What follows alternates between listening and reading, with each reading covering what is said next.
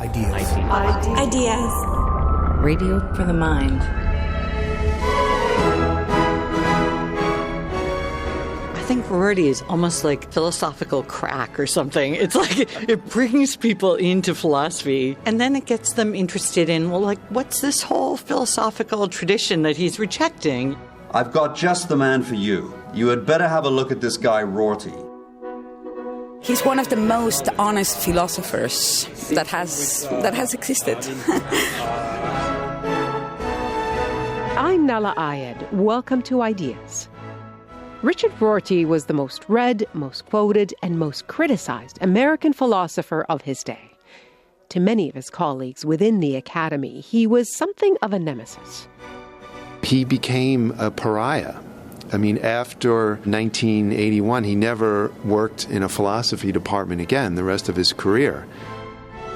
Nevertheless, Rorty won many passionate fans around the world.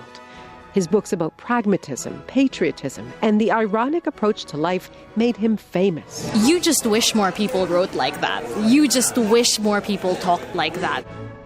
Richard Rorty died in 2007. In 2016, he had a flurry of posthumous fame when a page of his writing from 2 decades before circulated online.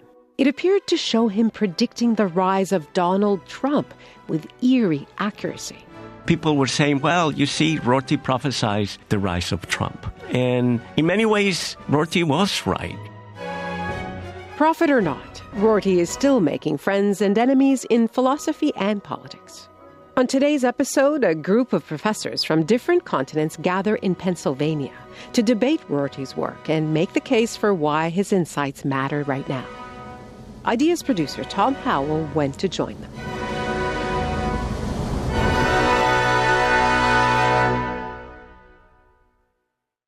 I met Dick, believe it or not, in 1949. We were both undergraduates at the University of Chicago, and from that time on, he was a great influence on me, and we became lifelong friends. This is the American philosopher Richard Bernstein. We actually met physically washing dishes in the dining room. I was in charge of the machine that washed glasses. I can't remember what Dick was in charge of, but that's where we began our friendship. There are 2 flavors of loyalty to Richard Rorty at this conference. One based on what he wrote, the other based on who he was. Yeah, I tell you what I hope that you communicate. We can talk about him in terms of his ideas, and we can talk about his effect, but he was such a magnificent human being. A rare, rare person, and unfortunately, I think there aren't many people like that in academic life. I'm at a hotel called the Nittany Lion Inn in Pennsylvania for the second ever gathering of the International Richard Rorty Society. All weekend I've been hearing talk of what a nice person Rorty was, and I believe it.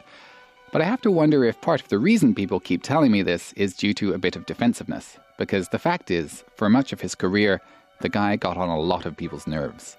He irritated people. He really irritated people. And, you know, he had that kind of ability to really raise hard, and people, a lot of people didn't like it. Rorty would often make outrageous statements. And a lot of us who still work on Rorty are still busy trying to fight off those first initial negative reactions. Because he's such a great rhetorician, and because he's so bumper stickerable, he's so quotable. And if your job is being an analytic philosopher and you spend your life on certain problems and Rorty tells you it's a waste of time, that's quite annoying, I suppose. And I have to be honest, it seemed to be quite complacent. And the bourgeois part, I think, often ends up turning off a lot of people. He said that his main aim in teaching was to turn his students into big tax and spend liberals. And it got a huge reaction.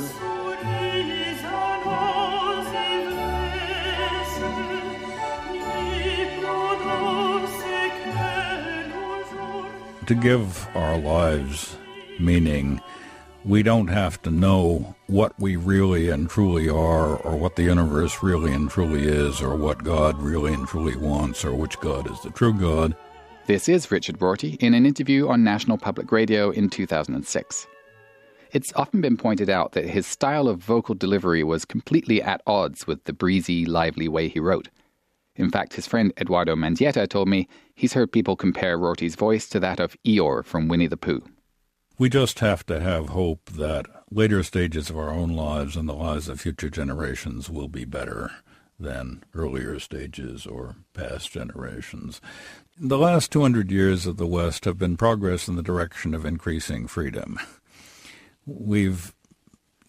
We emancipated the slaves, we got universal male suffrage, we got female suffrage, we got the American Civil Rights Movement, we got anti-racist movements, we got anti-homophobia movements. It's been 200 years of enormous moral progress. And to ask, how do we know it's progress, seems to me a dumb question. I mean, if you want philosophy to assume the standpoint of eternity, you step back from the last 200 years of the West and say, by what criterion is it progress? By what standard is it progress? These seem to me completely unanswerable questions. If that wasn't progress, we'll never know what progress is. The question is, can we keep up our hopes for further progress along the same lines?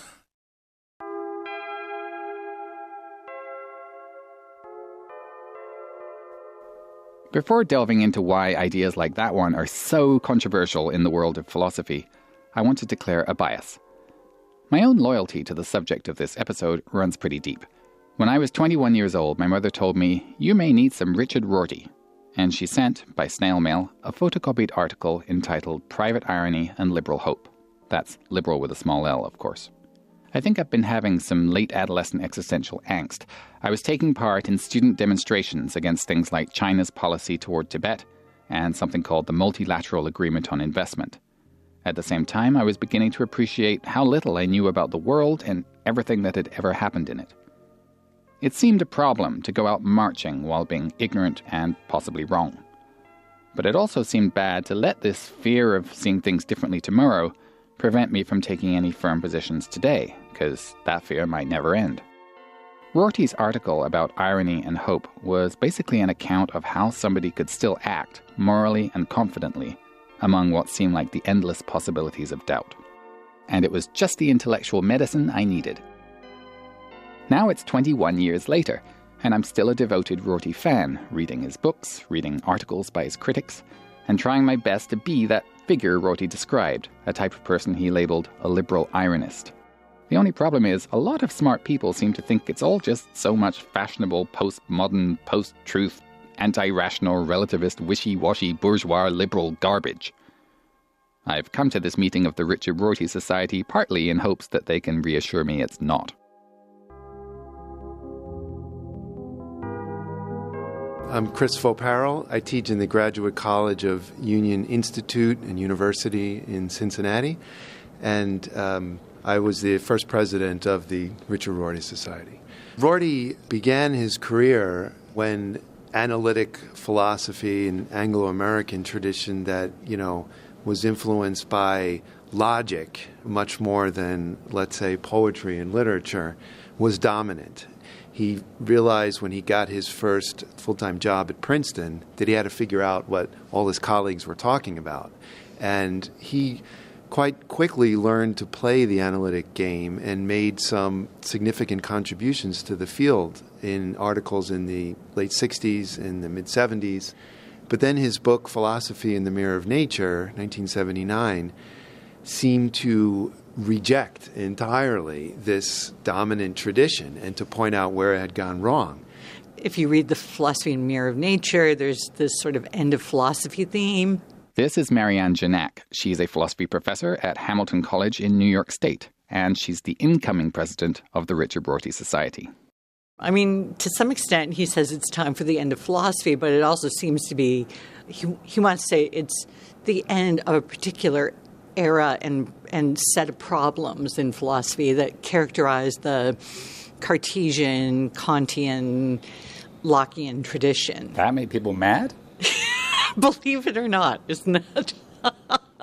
Just to gloss the terms here, Cartesian means René Descartes, who wanted to build his knowledge on something rock solid.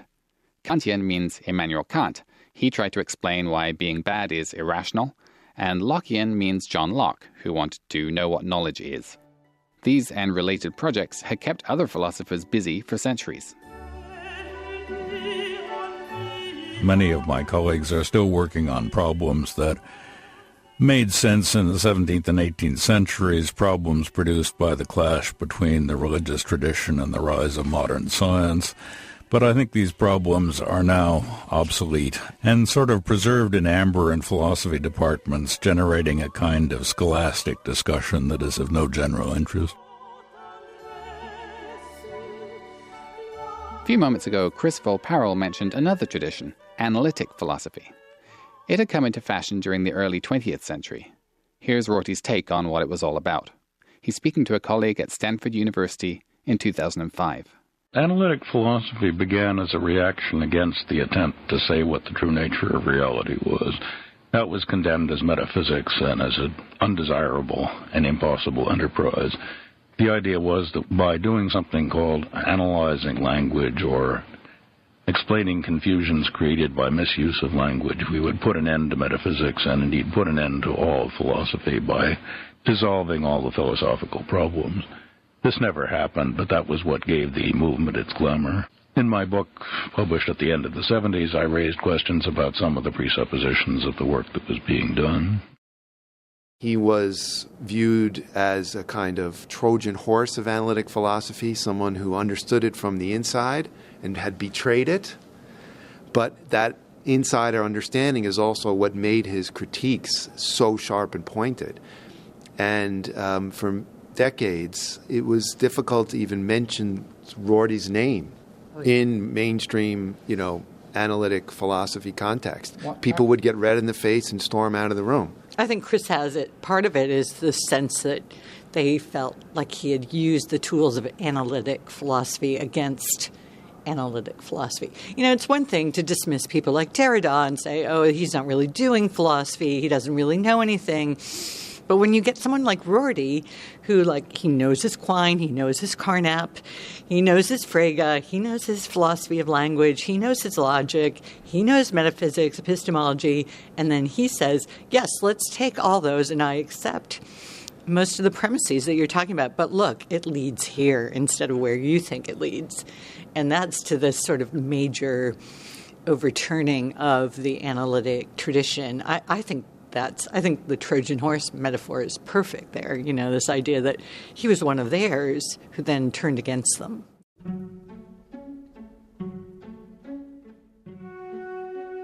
Rorty later said he'd never meant to imply all these people had been wasting their time or that philosophy should end. He believed he was celebrating the useful parts of recent American and European thought, like the parts that make a difference to how people behave. He claimed that he was, like his intellectual heroes, a pragmatist. The Greek idea is that at a certain point in the process of inquiry, you come to rest because you've reached the goal. And the pragmatists are saying, we haven't the slightest idea what it would be like to reach the goal. The idea that the aim of inquiry is, correspondence to reality or seeing the face of God or substituting facts for interpretations is one that we just can't make any use of. All we really know about is how to exchange justifications of our beliefs and desires with other human beings, and as far as we can see, that will be what human life will be like forever.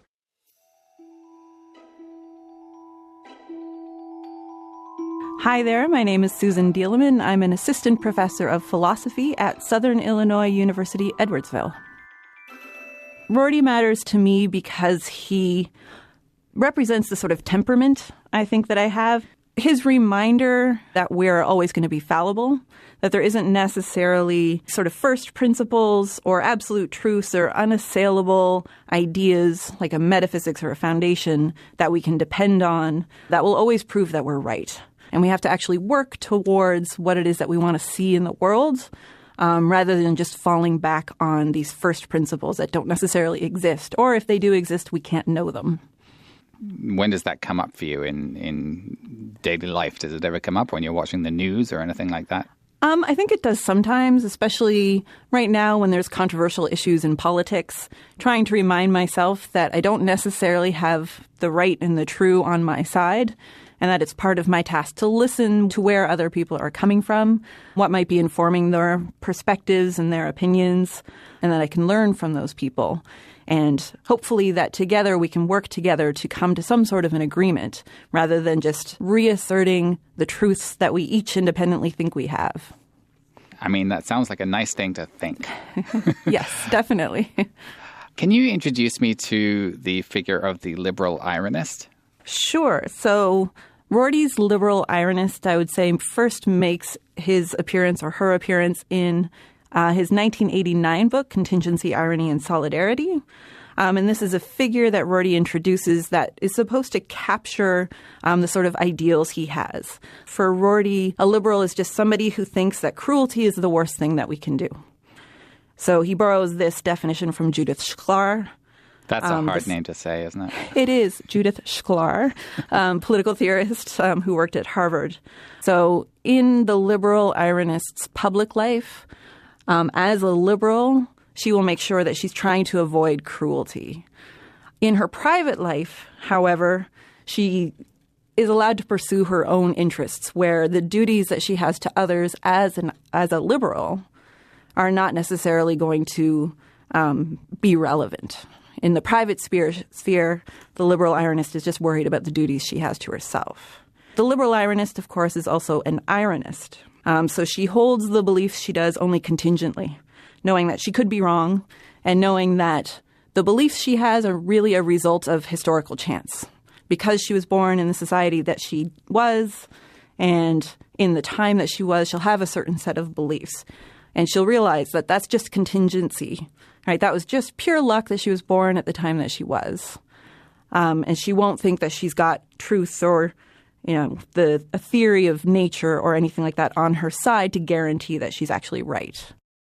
Susan tells me this all comes to her fairly easily as a human being, but it's much harder to grapple with philosophically. Well, I would say it's actually tricky to be a liberal ironist, especially the ironist part if you've been trained as a philosopher, as I have. As philosophers, we sort of are trained to search out for those absolute truths and develop a metaphysics and try and figure out which position is unassailable and absolutely right. And the ironist is not supposed to do those things. When I go into my classes and I have to teach my students sort of skills in critical thinking and things like that, I'm teaching them the traditional skills of argumentation and trying to figure out how to defend your position from criticisms, which isn't necessarily a very ironist approach to philosophy or to life. So there's often a tension between what it means to be a philosopher, I think, and what it means to be an ironist. That's the tricky part. We have to take distance, respectful but committed distance from what we inherit from our communities. This is Eduardo Mendieta, a professor of philosophy at Pennsylvania State University. He's the editor of Take Care of Freedom and the Truth Will Take Care of Itself, a book of interviews with Richard Rorty. In the face of the contingency and irony that we must assume, the responsible response is solidarity.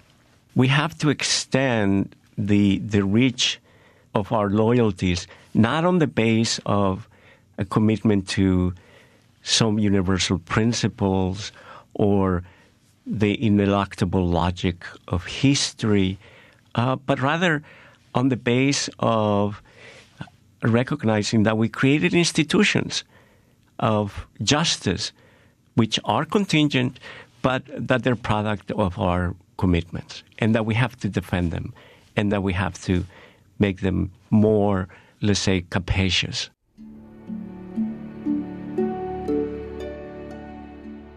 For him, the mark of a civilized human being is, on the one hand, to recognize the contingency of their ideals, while at the same time acknowledging that they are worth defending, which is, demands incredible moral maturity.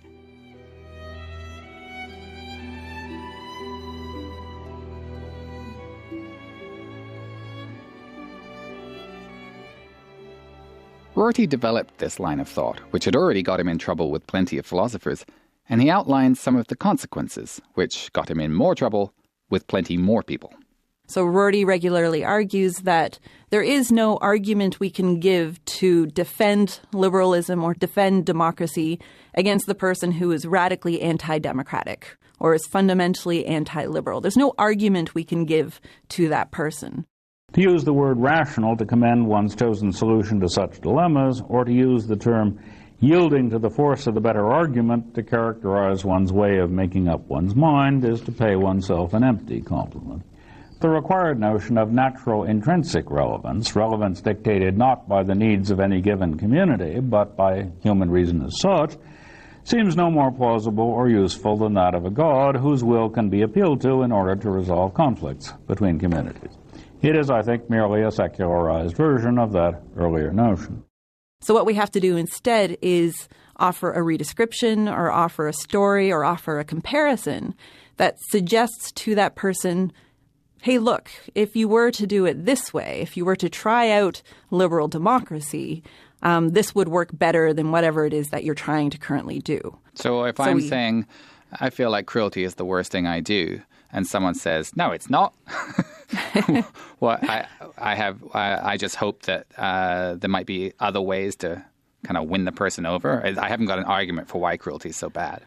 Yeah, and the problem there is going to be that you and that person probably don't have enough shared beliefs to even get an argument started. There's going to be no shared premises that you can appeal to. So what Rorty says is in some cases you're just going to have to give up, right? It's not necessarily the ideal. It might not be what we are inclined to do, but trying to convince that person by argumentation simply isn't going to work. But what you can do is you can say, well, here, let's try doing something this way. Let's see what it would look like if we were to do it differently. And we can hope that that will appeal to that person. Like trick them into watching a movie or something. Exactly. I mean, Rorty stresses the importance of a liberal education. So getting students to read the sort of books that will help them to see why it is that cruelty really is the worst thing that we can do. He says you read the right sorts of books and you'll realize that people that you think are different than you will still bleed when they're pricked. And if you can get people to basically sort of feel sorry for the fact that this happens to people, and especially feel sorry if they're the cause of it, then what we can do is we can sort of train people up from an early age to become liberals in that general sense of what it means to be a liberal. So isn't that like what the far right does all the time? They spin a story and then that will convince people through that rather than through, say, rational argument. Isn't that a bit of a dangerous thing? It's definitely a dangerous thing. And I think Rorty acknowledges it's a dangerous thing too. But I think he suggests that if we look historically, this is just how people's minds are changed. They're changed specifically by appealing to their sentiments. And he's particularly interested in the way that reading novels, reading stories, ethnographies can help us see how other people are more like us than we think that they are. So that's the kind of storytelling, the kind of sentimental education that Rorty is aiming for.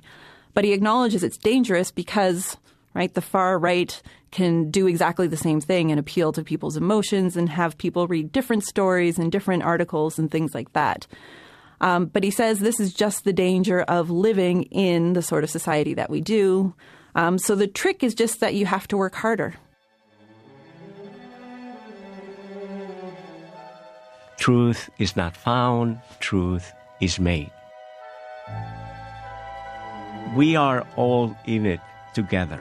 We're trying to make sense of what we're living through, and that there are no answers in the back, that the answers are answers that we develop in conversation with our fellow citizens. Pragmatists regard the Platonist attempt to get away from time into eternity or get away from conversation into certainty as a product of an age of human history where life on Earth was so desperate and it seemed so unlikely that life could ever be better that people took refuge in another world. Pragmatism comes along with things like the French Revolution, industrial technology, all the things that made the 19th century believe in progress, When you think that the aim of life is to make things better for our descendants rather than to reach outside of history and time, it alters your sense of what philosophy is good for.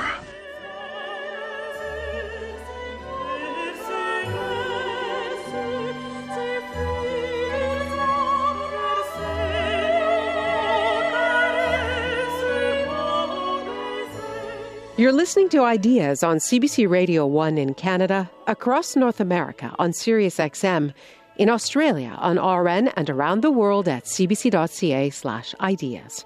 You can also hear Ideas on the CBC Listen app or wherever you get your podcasts. I'm Nala Ayed. On today's episode, Ideas producer Tom Howell is at a hotel in Pennsylvania, meeting the members of the Richard Rorty Society. They're a community of philosophers, mostly from Mexico, Canada, the United States, and Europe. They're gathering to debate and defend Rorty's highly controversial legacy, 30 years after he published his philosophical blockbuster, Contingency, Irony, and Solidarity. Good morning. Good morning, colleagues.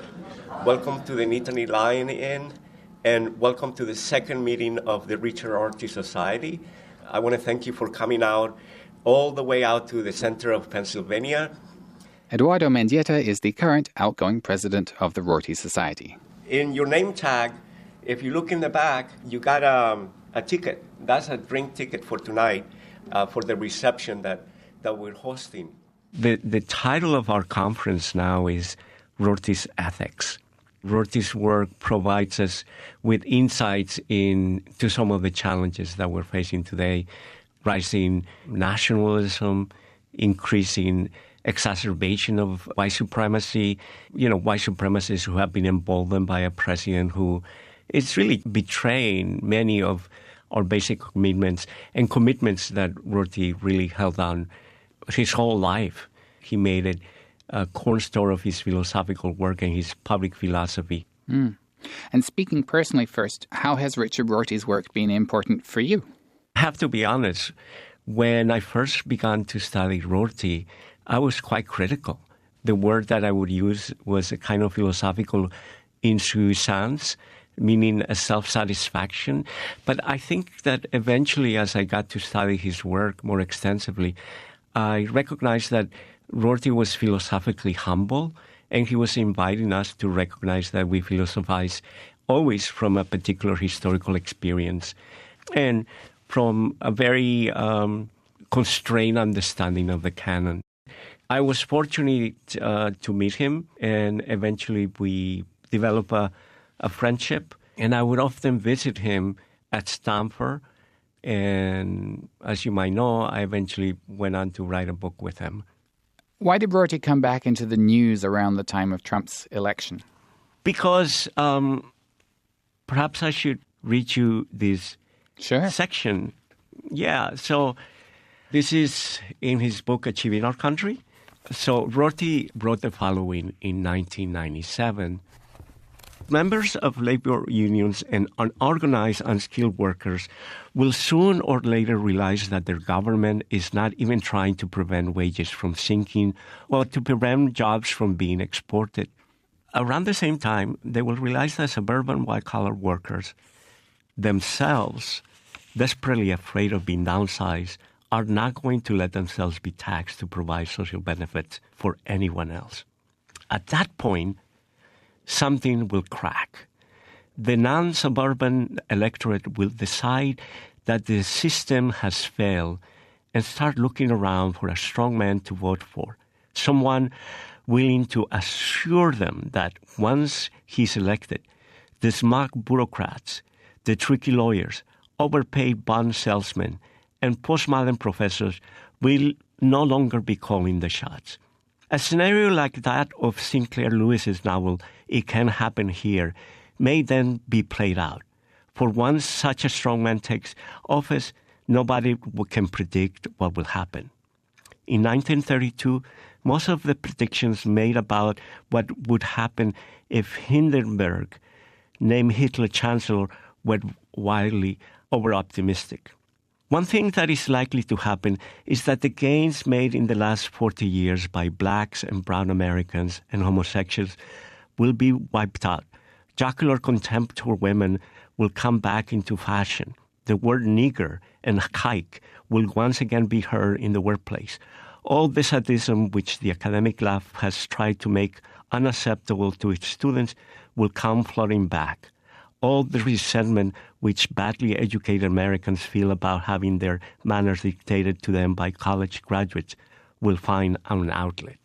And so this passage was quoted in the New York Times, and people were saying, well, you see, Rorty prophesies the rise of Trump. And that's why he's come back. And in many ways, Rorty was right. This particular book, Achieving Our Country, was a critique of the technocratic Democratic Party, that the Democratic Party had betrayed the needs and aspirations of the working class. And that's why we got Trump.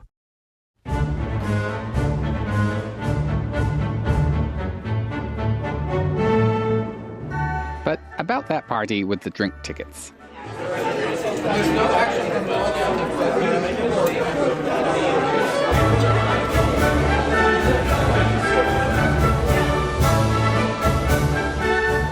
I'm Dave McLean. I'm a lecturer at Rutgers University in Newark, New Jersey. It's in some sense really sad that so many academics look at Rorty as somehow a kind of jingoist, and some even would say, maybe even suggest he's like a fascist or a racist. When Rorty's book, Achieving Our Country, came out in 1998, it caused yet another ruckus, but this time with a different crowd. Many left-wing scholars in the U.S. reacted strongly and negatively to Rorty's suggestion that they should try to be more patriotic. Well, there's a lot of misunderstanding about what Rorty wrote and what he said. Some of that's his own fault, and he'd be the first to admit that. You know, when he claims that he's an ethnocentrist, he doesn't mean that in the sense that you would think he does. He means that there's no way around being what he called a frank ethnocentrist. That everybody, in other words, everybody is embedded in a culture and in a community, and that's where you get your identity. And so you are frankly, you're committed to that in some way. He says that the left should stop theorizing about the kinds of injustices that are happening because of the vagaries and injustices of languages. This is Robbie Moser, a philosopher at Mount Allison University in New Brunswick. And he says they should really just work on renewing a particular kind of affect called national pride. And I mean, championing, nationalism and saying identity politics is all about tosh. That could have come out of the Breitbart school right there. Yeah, and you're right. I mean, given that Rorty's argument is like cultivating national pride, and you have these MAGA hats which specifically state "Make America Great Again," an uncritical reader would easily see a connection between this philosopher who you couldn't be more mistaken in terms of his views about these issues, but he could be easily used by the other side.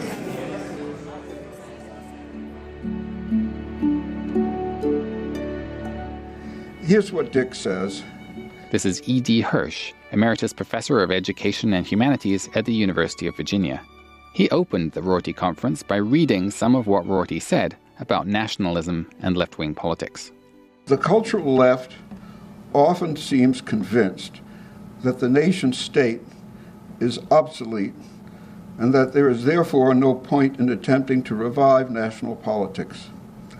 The trouble with this claim is that the government of our nation-state will be for the foreseeable future the only agent capable of making any real difference in the amount of selfishness and sadism inflicted on Americans. It may be true that the nation-state has ceased to be, quote, the elemental unit of capitalism, but it remains the entity which makes decisions about social benefits and about social justice. The current leftist habit of taking the long view and looking beyond nationhood is as useless as was faith in Marx's philosophy of history. One of the essential transformations that the cultural left will have to undergo is the shedding of its semi-conscious anti-Americanism, which it carried over from the rage of the late 60s. Outside the academy, Americans still want to feel patriotic. They still want to feel part of a nation which can take control of its destiny and make itself a better state. Achieving our country, I think, summarizes the political translation or the way in which his ideas from, let's say, contingency, irony, and solidarity can turn into a political project. So this is the first thing he writes in the first chapter to the book Achieving Our Country. And the first line says, "National pride is to countries what self-respect is to individuals, a necessary condition for self-improvement." Do you think his pride in America made some on the left feel that he was a conservative? Yes. Yes. And I can see why. Because the left, since the 60s, had become what Rorty called an anti-American left. It was a left that talked about the evil American empire. And arguably, here I would say, and I would have, and I actually had this argument with Rorty, that, you know, when you think about the atrocities that the United States committed in Vietnam, the atrocities that the United States committed in Central America, there is an argument to be made, and that the arguments from the left are credible. On the other hand, Rorty had also a lot to say, which is you can't invite people to a project that is so malevolent that no one can be invested into it.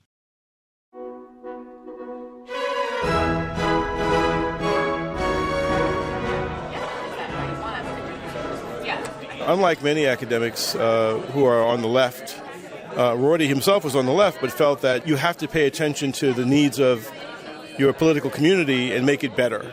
Believing in your country didn't, for Rorty, mean that you become a jingoist. It simply means that you are working for its improvement. Problem is, today, people have formed their own camps, and so we have Black Lives Matter doing this, and you have the LGBT community, and everybody's claiming that they need to be recognized. And what you have is a sort of a creation of sort of balkanization in the nation state, which is, he thought and I thought, is a very dangerous thing. Did he appreciate the work they were doing at all, or you're talking about these balkanized groups? But each of them would say that the New Left, they've achieved things, though, right? They've achieved. Oh yes, and he would acknowledge that they've achieved things.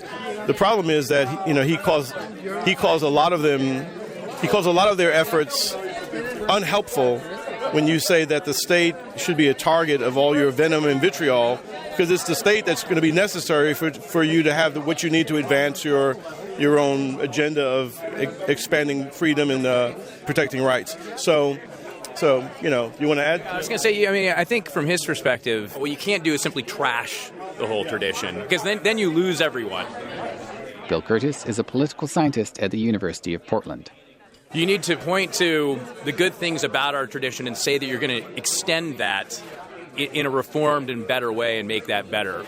He thinks some of the academic left have gone past reform. Somebody holding up a sign saying liberalism is white supremacy, right? That's going to be a step too far, because he thinks that one of the reasons that America has made such progress is drawing on the best in its liberal tradition. And to trash liberalism leaves us, at sea, right?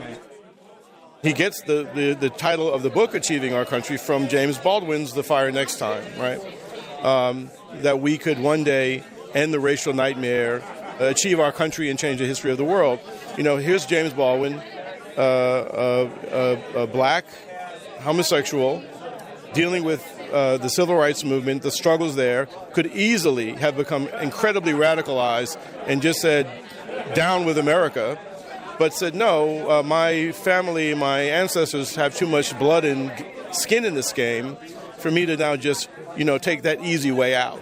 You can be very angry, I am, and I'm sure you are, at some of the injustices that are going on in the country. And when you look back on the realities of America's history, It's enraging, right? It's enraging, but you get nowhere by turning your back on the best ideas from that, because the best ideas have given us the Civil Rights Act of 1964, the Voting Rights Act of 1965, all of the reforms, suffrage, all of this came out of liberalism.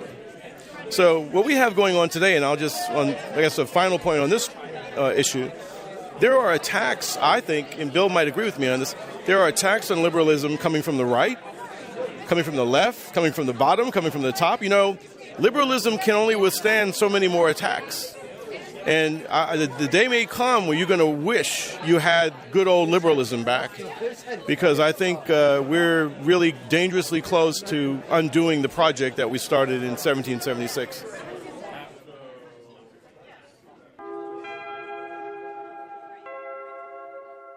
Rorty often denied that his style of philosophical pragmatism led towards a particular spot on the political or moral spectrum. But many members of the Richard Rorty Society are interested in drawing the connections. Well, my name is Rebecca Perez Leon, and I'm from Mexico. And I concentrate on the topic of the development of a democratic political culture. And I've been working on Rorty. He's one of the most honest philosophers that has existed. He gave me hope.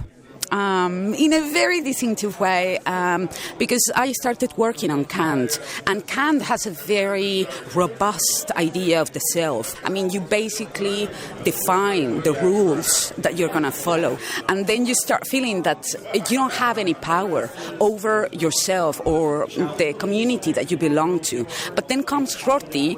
It's no longer talking about this big rational self. It's about getting together with others and talking and getting in that messy process of conversation. But it actually gives you something to do. He rejects the idea of a human nature or a human essence. But instead of human nature or human essence, what you have is, individuals in societies developing themselves that will give you a lot of plurality. So the possibility of understanding another is not necessarily going to be through arguments. So instead of giving you an argument, I'm going to present you, I'm going to describe the details of what is important for me. Or I might give you examples, concrete examples of cases where I have felt humiliated. So the other person, in this case you, would have an idea, I didn't know that this could harm someone, like emotionally or psychologically. But now, after she told me, this story, I have an expanded idea of what can humiliate people. Basically, Rorty says getting acquainted with as many strange people and strange families and strange communities as you can. One can do that through books and novels, definitely, but also in contexts like this, very international context, where you can meet people from completely different backgrounds. And of course, that's very likely to expand the idea of what is important for others. Funny that such a famously shy person, socially speaking, seemed to be advocating so much a sort of very social, approach. Well, actually, Rorty said that personally he preferred reading novels rather than meeting people. But of course, for the rest, it's up to us, I suppose.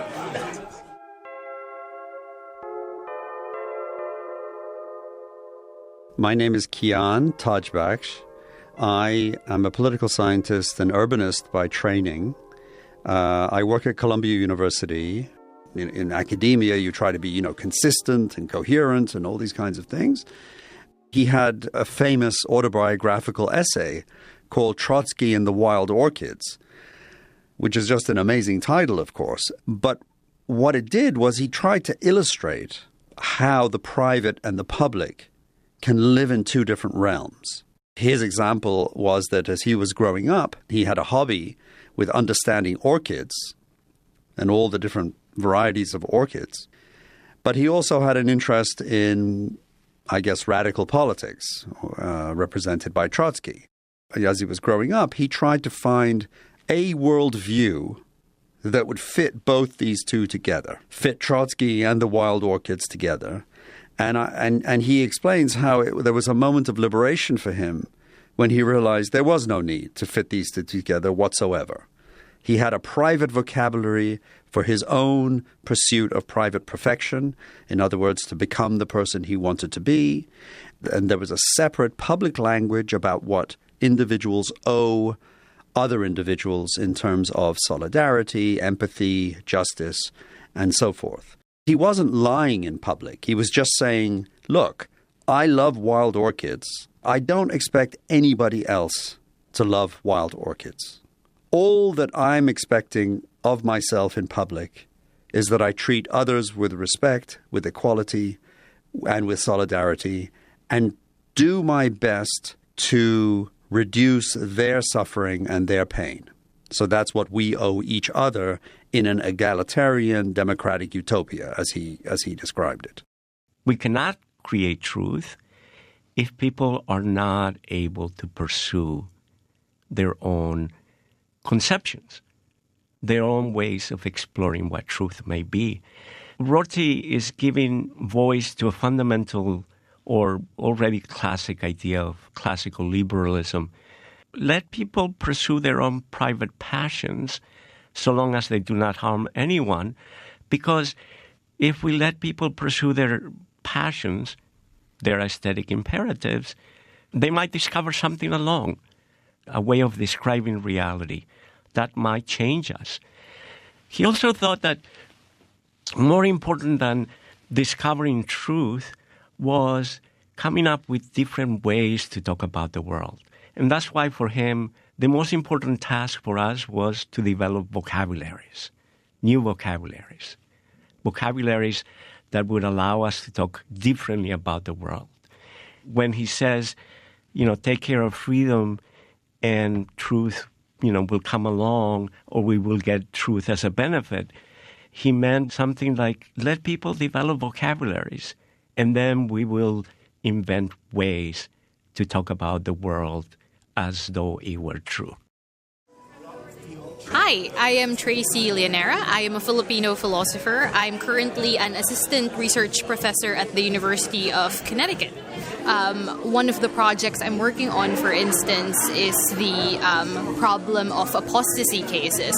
So what does it take, for instance, for a racist bigot to disavow his or her beliefs? What does it take for a Christian fundamentalist to leave the Westboro Baptist clan?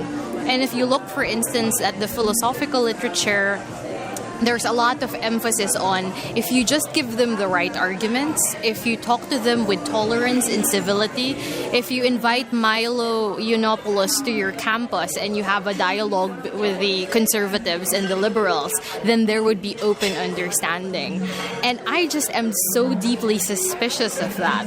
The problem is when we have people who value most of all the conception of certainty in terms of their belief, when in fact you can live as an ironist, where you're living life more successfully when you're able to encounter as many different kinds of selves, as many different kinds of cultures as you possibly can. So those are conceptions of two completely different life worlds, which in some sense is unacceptable to egotistic individuals and cultures that we have today. And I think Rorty has been quite clear that if philosophers are to do good work in society, they would be using the resources available to them to try and respond to these issues. I think that's very important for me as well as an early career thinker, that I don't want to follow the path of other philosophers who are happy working on esoteric problems. I mean, that's fun too,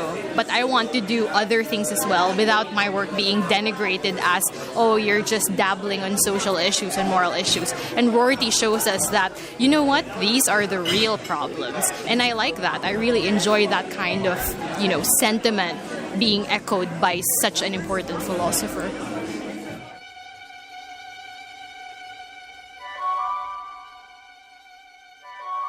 If we Westerners could get rid of the notion of universal moral obligations created by membership in the species and substitute the idea of building a community of trust between ourselves and others, we might be in a better position to persuade non-Westerners of the advantages of joining in that community. One practical reason is that getting rid of rationalistic rhetoric would permit the West to approach the non-West in the role of someone with an instructive story to tell, rather than in the role of someone purporting to make better use of a universal human capacity. At the end of the second ever gathering of the Richard Rorty Society, after 3 days of debating the fine points of what he said and what he meant, a palpable sense of solidarity established itself at the Nittany Lion Inn. The scholars promised to read each other's upcoming papers and answer the tiniest seeming quibbles that had come up, like over what Rorty had really thought about the word experience, or whether he would have thought of sagacity as a useful term. As I was in the lobby getting ready to leave, I ran into 2 more philosophers I'd always wanted to meet. Richard Bernstein, who'd been friends with Rorty since 1949, and beside him an acclaimed medical ethicist named Mary Rorty. Hi, I'm Mary Rorty, one member of a philosophical clan that involves at least 3 philosophers named Rorty and a few other folks. I am the widow of Dick, and I go around the country finding Rorty people to talk to with whom I can agree that lebt noch the Rorty.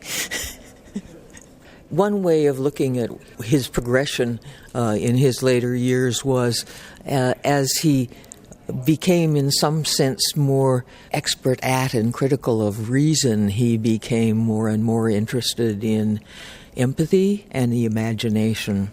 And I think that in terms of wanting to have developed them further, the imagination is probably as high on his list as the reason.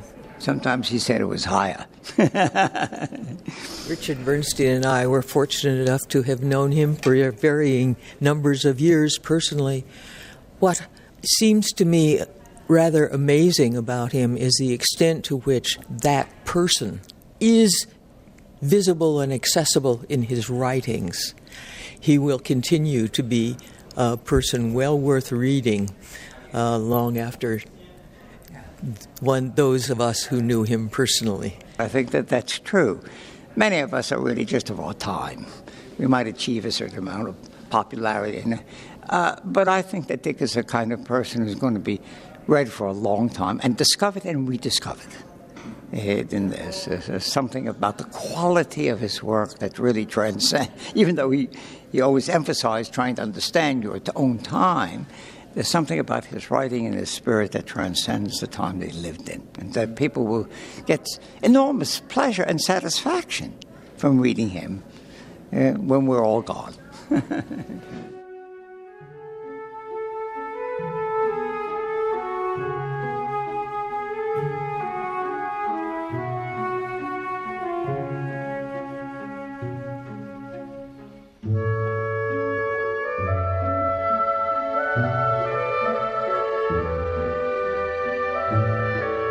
You were listening to You Might Need Some Richard Rorty by Ideas producer Tom Howell.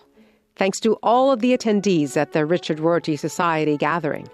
You can go to our website, cbc.ca/ideas, for more information about them and the man himself. Technical production, Danielle Duval. Web producer, Lisa Ayuso. Senior producer, Nicola Luksic. Greg Kelly is the executive producer of Ideas, and I'm Nala Ayed.